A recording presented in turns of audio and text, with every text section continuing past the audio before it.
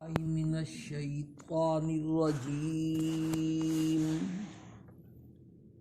بسم اللہ الرحمن الرحیم وَلَقَدْ آتَيْنَا مُوسَى وَهَارُونَ الْفُرْقَانَ وَضِيَاءً وَذِكْرًا لِلْمُتَّقِينَ الذين يخشون ربهم بالغيب وهم من الساعة مشفقون وهذا ذكر مبارك أنزلناه أفأنتم له منكرون۔ حضرت موسیٰ علیہ السلام اور حضرت ہارون علیہ السلام کو اللہ پاک نے جو کتاب عطا فرمائی تورات، اس کا تذکرہ چل رہا ہے۔ کافی ساری بات اس پر ہو چکی ہے۔ تورات کی جو تین صفتیں اللہ پاک نے اس آیت میں بیان فرمائی ہیں۔ پہلی صفت الفرقان، ہم نے ایسی کتاب موسیٰ علیہ السلام اور ہارون علیہ السلام کو دی جو حق اور باطل کے درمیان، سچ اور جھوٹ کے درمیان، جائز اور ناجائز کے درمیان، حلال اور حرام کے درمیان، نیکی اور گناہ کے درمیان، صحیح اور غلط کے درمیان فرق کرنے والی تھی۔ اس کتاب کو جو پڑھنے والے لوگ تھے ان کے دل میں ایسا ایک نور اور چاننا اور روشنی پیدا ہو جاتی کہ ان کو حق اور باطل کے درمیان امتیاز حاصل ہو جاتا، انہیں پتہ چل جاتا کہ کون سی بات صحیح ہے اور کون سی بات غلط ہے، کون سا عقیدہ غلط ہے اور کون سا عقیدہ کیا ہے، صحیح ہے، کون سے نظریات اور عقائد غلط ہیں اور کون سے صحیح ہیں۔ یہ ساری باتیں ان کے سامنے روز روشن کی طرح واضح ہو جاتی۔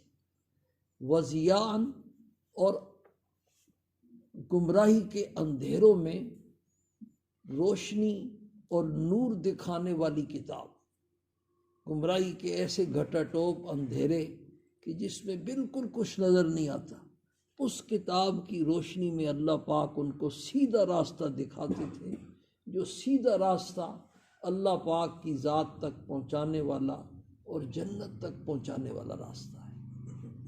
وَذِكْرًا لِلْمُتَّقِينَ، اور تیسری صفت بیان فرمائی کہ اللہ کے جو نیک بندے تھے وہ اس کتاب کو پڑھ کر کے عبرت اور نصیحت حاصل کرتے تھے، ان کی زندگی میں انقلاب پیدا ہوتا۔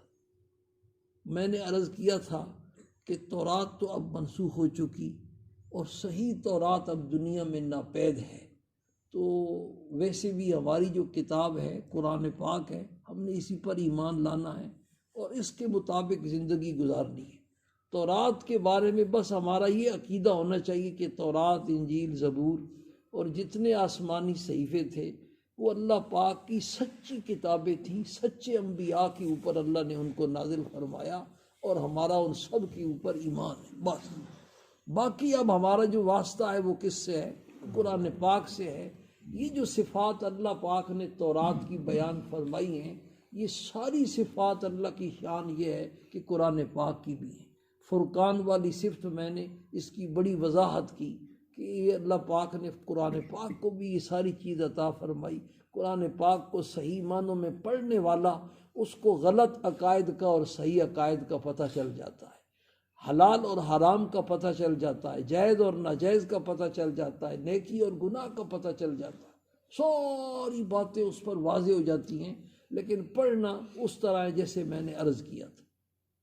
وضیان، اسی طریقے سے قرآن پاک جو گمراہی کے گھٹا ٹوپ اندھیرے ہیں، ضلالت کے اندھیرے ہیں، غفلت کے اندھیرے ہیں، ان کے اندر ایک ایسی روشنی ہے کہ جس روشنی کی وجہ سے بندے کو سیدھا راستہ نظر آ جاتا ہے، اور سیدھے راستے پہ چل کے بندہ جنت میں بھی پہنچ جائے گا اور بندہ اللہ پاک تک بھی پہنچ جاتا ہے۔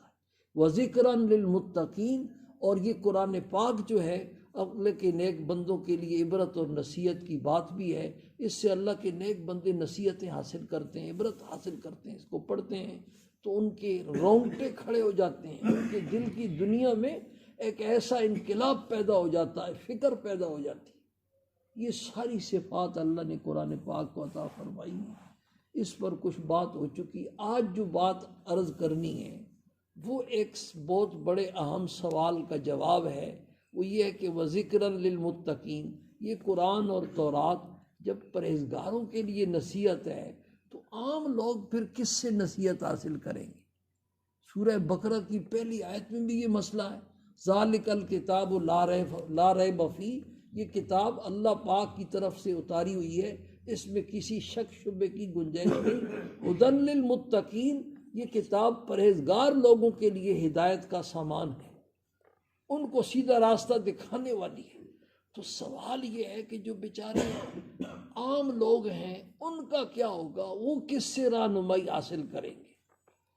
اب اس سوال کا جواب اگر میں کلاس میں دیتا تو چونکہ ان کے اندر مطلوبہ استعداد ہوتی ہے، بار بار اس کا تذکر آ جاتا ہے، آپ ناراض بھی ہو جائیں گے کہ ہمیں کسی کیٹیگری میں داخل نہیں کر رہا ہے، تو وہ طلباء میں چونکہ مطلوبہ استعداد ہوتی ہے تو 2 منٹ میں انہیں بات سمجھا دیتا، لیکن آپ حضرات میں اس کو سمجھنے کی چونکہ مطلوبہ استعداد نہیں ہے، آپ میڈیکل کالج کی کلاس میں داخل ہیں اور پڑھا کچھ بھی نہیں ہے، آپ کو تھوڑا سا سمجھانا مشکل ہے۔ اس کے 2 جواب جو آپ کے سمجھنے میں، پہلا جواب یہ ہے کہ اللہ پاک نے یہ جو فرمایا وَذِكْرًا لِلْمُتَّقِينَ، اس کو ہم اپنی وہ گرامر کی اصطلاح میں اور اپنی وہ جو اپنی فنی اصطلاح میں اس کو کہتے ہیں بطریق الاولویت۔ اس کو آپ ایک مثال سے سمجھیں، کسی لیکچرار کے بارے میں لوگ کہتے ہیں کہ یہ لیکچرار ایسا لیکچر دیتا ہے کہ اس کے لیکچر سے جو پی ایچ ڈی ڈاکٹر بلکہ double P H D doctor ہیں ان کو بھی فائدہ پہنچتا ہے، ایسا اس کا لیکچر ہوتا ہے۔ تو کیا خیال ہے آپ کا، جو عام لوگ ہیں ان کو اس کے لیکچر سے فائدہ نہیں پہنچے گا؟ ان کو تو بطریق اولا اور بہتر طریقے سے پہنچے گا۔ یا کسی ڈاکٹر کے بارے میں کہتے ہیں کہ یہ ایسا اپنا فن کا ماہر ڈاکٹر ہے کہ دوسرے ڈاکٹر بھی اس سے اپنا علاج کرواتے ہیں، اپنی پیچیدہ بیماریوں کا علاج اس ڈاکٹر سے کرواتے ہیں۔ تو جو ڈاکٹروں کا علاج کر سکتا ہے وہ عام چھوٹی موٹی بیماریوں کا اور مریضوں کا علاج کیسی بطریق اولا کر سکے گا؟ اور ہماری جو اصطلاح علماء کی اس میں کہتے ہیں، کسی پیر بزرگ کے بارے میں کہتے ہیں یہ ایسا شیخ ہے کہ یہ علماء کا بھی شیخ ہے، یہ علماء کا بھی راہبر ہے۔ تو ایسا پیر اور بزرگ جو علماء کی بھی راہبری کر رہا ہے وہ عوام الناس کی راہبری تو بطریق اولا کرے گا نا بھائی۔ بات سمجھ میں آ گئی نہیں آ گئی؟ تو یہ قرآن پاک ایسی کتاب ہے کہ یہ تورات ایسی کتاب ہے کہ جو ہدایت کے سب سے اعلیٰ درجے پر فائز ہے، ان لوگوں کی بھی رہنمائی یہ قرآن پاک کرتا ہے۔ تو جو اس سے کم درجے کے لوگ ہیں ان کے لیے تو بطریق اولا کرے گا نا بھائی۔ بات سمجھ میں آئی نہیں ہے؟ کچھ نہ کچھ سمجھ میں آئی ہے، چلو سمجھ میں آئی ہے تو تب بھی سبحان اللہ، نہیں سمجھ میں آئی ہے تب بھی ماشاء اللہ۔ بہرحال ایک جواب اس کا یہ ہے کہ یہ سمجھانے کی بات ہے کہ جو اعلیٰ درجے پر فائز ہیں ان کی بھی رہنمائی کا یہ فریضہ سر انجام دیتا ہے، تو جو اس سے کم درجے کے لوگ ہیں ان کو تو بطریق اولا جو ہے نا لے جائے گا۔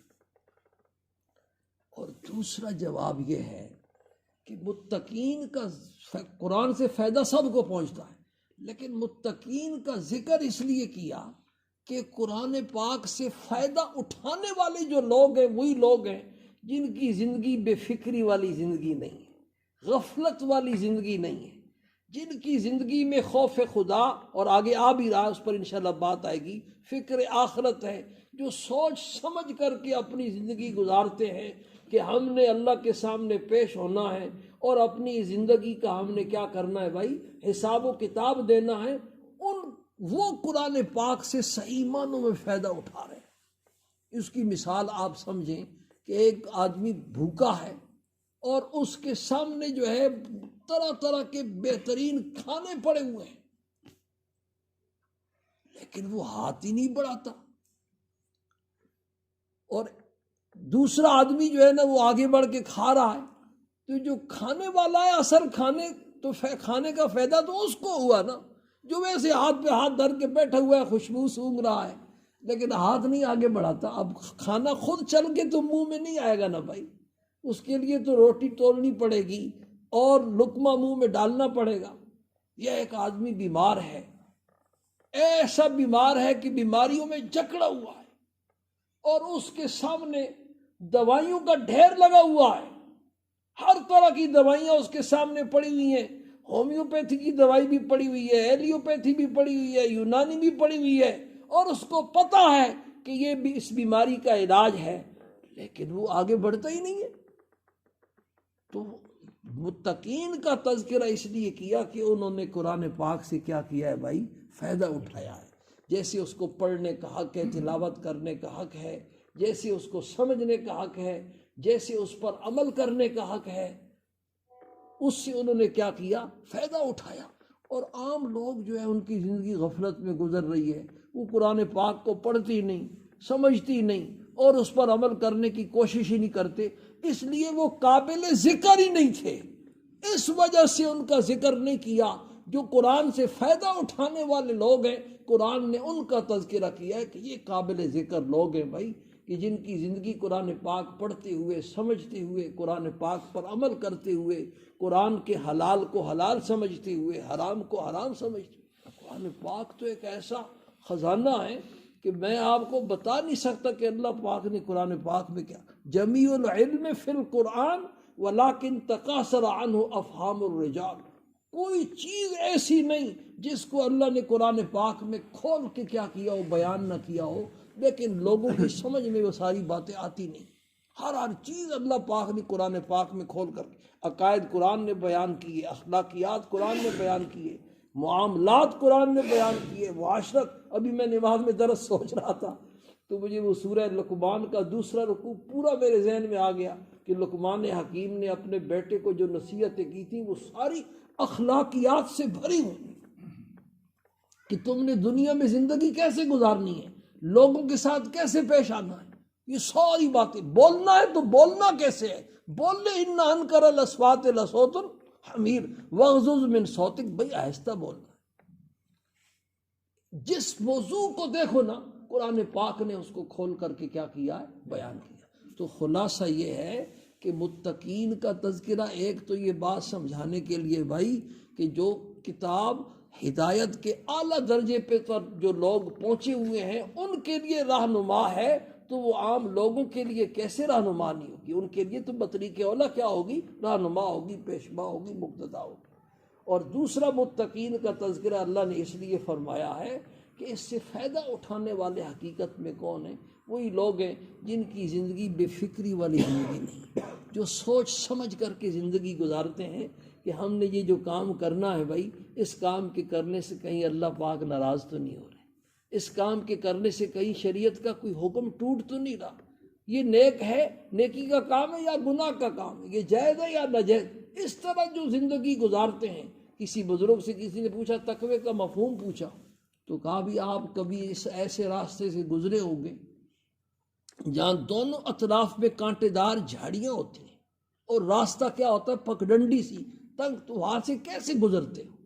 وہاں سے ایسے گزرتے ہو کہ جیسے اپنے کپڑوں کو سمیٹ کر کے کہ کبھی کوئی کانٹا کوئی جھاڑی جو ہے نا میرے کپڑوں میں، یہ تقویٰ ہے۔ اس طرح دنیا میں جو زندگی گزارنے والے لوگ ہیں حقیقی معنوں میں وہی قرآن پاک سے فائدہ کیا کرتے ہیں، اٹھاتے ہیں۔ تو بہرحال آگے متقین کون لوگ ہیں، ان کی دو صفتیں اللہ پاک نے بیان کی، الذین یخشون ربہم بالغیب وہم من الساعۃ مشفقون۔ متقین وہ لوگ ہیں جو اپنے رب سے ڈرتے ہیں بن دیکھے، اللہ پاک کو نہیں دیکھا، جنت اور جہنم کو نہیں دیکھا، اور قبر آخرت کو نہیں دیکھا، حشر کی جو ہے نا سختیاں انہوں نے نہیں دیکھی، صرف ایمان بالغیب لایا، اور ایمان بالغیب لا کر کے اللہ پاک سے وہ کیا کرتے ہیں، بن دیکھے ڈرتے ہیں۔ سورہ بقرہ میں بھی یہ فرمایا، ھدی للمتقین الذین یؤمنون بالغیب۔ ایسی چیزیں جو عقل سے سمجھ میں آنے والی نہیں ہیں، کانوں سے سنائی دینے والی نہیں ہیں، آنکھوں سے دکھائی دینے والی نہیں ہیں، وہ اللہ کے پیغمبر نے بیان کی، تو یہ اس پر ایمان بالغیب لے آئے اور اس کی تیاری جو ہے نا کر رہے ہیں۔ تو الذین یخشون ربہم جو اللہ پاک سے بن دیکھے ڈرتے ہیں، وَهُمْ مِنَ السَّاعَةِ مُشْفِقُونَ، اور وہ قیامت میں اللہ پاک کے سامنے جو حاضری ہوگی اس سے بھی ڈرتے ہیں۔ خوف خدا اور فکر آخرت، یہ دو چیزیں جس کو نصیب ہیں وہ متقین ہیں، اور صحیح معنوں میں قرآن پاک سے فائدہ اٹھانے والے وہی لوگ ہیں۔ اور ہم اور آپ، ہماری مثال تو جیسے ابھی میں نے ذکر کیا اس بھوکے کی ہے جس کے سر پر روٹیوں کا ٹوکرا ہے اور اس کو پتہ نہیں کہ کیا ہے، یا اس مریض کی ہے جو طرح طرح کی بیماریوں میں جکڑا ہوا ہے اور دوائیوں کا خزانہ اس کے پاس پڑا ہوا ہے، لیکن اس کو استعمال کرنے کی کیا حاصل نہیں ہو رہی ہے؟ توفیق۔ قرآن پاک بار بار وَلَقَدْ يَسَّرْنَا الْقُرْآنَ لِلذِّكْرِ فَهَلْ مِن مُدَّكِرٍ، سورہ قمر میں بار بار یہ آیت آئی ہے۔ اس کا معنی کیا ہے؟ وَلَقَدْ يَسَّرْنَا الْقُرْآنَ لِلذِّكْرِ، پکی بات ہے ہم نے قرآن پاک کو نصیحت حاصل کرنے کے لیے آسان کر دیا ہے۔ فَهَلْ مِن مُدَّكِرٍ، تو کوئی ہے نصیحت حاصل کرنے والا؟ کیسے پیارے الفاظ ہیں، کوئی ہے نصیحت؟ یہ نہیں کوئی ہے، کوئی نہیں ہے بھائی نصیحت حاصل کرنے والا، کوئی بھی نہیں۔ یہ استفہامیہ انداز ہے قرآن پاک کا۔ باقی یہ جو دو صفات ہیں، ان دو صفات پر انشاءاللہ مفصل بات ہے، وہ انشاءاللہ کل بھی ہوگی، پرسوں بھی ہوگی۔ اور قرآن پاک سے نصیحت حاصل کرنے کا وہی طریقہ ہے جو بار بار کئی دفعہ بیان ہو چکا ہے، کہ کسی ماہر عالم کا قرآن پاک کا درس سنا جائے، اس کی تفسیر سنی جائے، یا اس کی لکھی ہوئی تفسیر غور و فکر کے ساتھ پڑھی جائے، وہ تفسیر جو کسی ماہر عالم نے عوام الناس کے لیے لکھی ہے۔ کسی ڈاکٹر، انجینئر، پروفیسر، فوج کے ریٹائر جنرل، کرنل کی تفسیر یا اس کا بیان کیا ہوا درس قرآن پاک، وہ بھائی گمراہی ہے، وہ سیدھا راستہ نہیں ہے، اور وہ بجائے جو ہے نا فائدے کے بندے کو کیا ہوتا ہے؟ نقصان۔ اللہ پاک ہم سب کو